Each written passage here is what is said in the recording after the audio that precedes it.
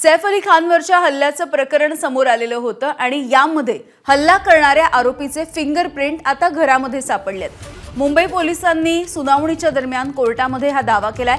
आरोपी शरीफुल इस्लामला जामीन देण्यासाठी पोलिसांचा विरोध आहे। आरोपी हा बांगलादेशामध्ये पळून जाण्याची शक्यता असल्याचा दावा सुद्धा पोलिसांनी कोर्टामध्ये केलाय। शरीफुलच्या डाव्या हाताचे ठसे हे सैफ अली खानच्या घरामध्ये सापडल्याचा कोर्टामध्ये दावा करण्यात आलाय। आरोपीचा सीडीआर टॉवर लोकेशन सुद्धा पोलिसांच्या हाती आहे। हल्ल्याच्या घटनेच्या आधी या परिसरामध्ये आरोपी फिरत असतानाचं सुद्धा सीसीटीव्ही फुटेज ताब्यात घेण्यात आलंय। आरोपीकडची शस्त्र, सैफच्या पाठीमधून काढलेला धातूचा तुकडा या सगळ्याची पडताळणी होती आहे। सूरज ओझा आमचे प्रतिनिधी आपल्याला अधिकची माहिती देतील।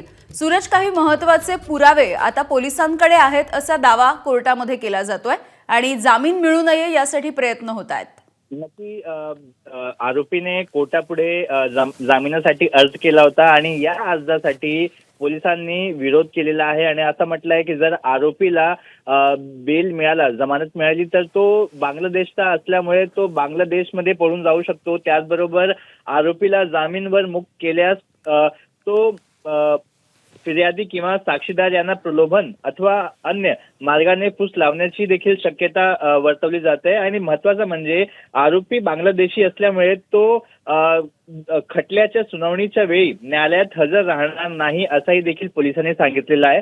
त्याचबरोबर पोलिसांनी असंही सांगितलंय की यामध्ये आम्हाला महत्त्वाचे पुरावे देखील मिळालेले आहे। अटक आरोपीचे गुन्ह्याचे ठिकाणी डावे हाताचे ठसे मिळून आलेले आहेत। त्याचबरोबर महत्त्वाचा म्हणजे फेस रिकॉग्निशन जो टेस्ट करण्यात आला होता त्यामध्ये ज्या जिथे घटना घडली तिकडचा सीसीटीव्ही फुटेज, घटनाच्या आधीच्या सीसीटीव्ही फुटेज, त्याचबरोबर घटनेनंतरचा सीसीटीव्ही फुटेज देखील पाठवण्यात आला होता आणि त्याचे पॉझिटिव्ह रिपोर्ट देखील पोलिसांच्या हाती आलेले आहे असा पोलिसांचा दावा आहे। तर महत्त्वाची सुनावणी झालेली आहे। जी अगदी सूरज, धन्यवाद माहितीसाठी। एबीपी माझा, उघडा डोळे बघा नीट।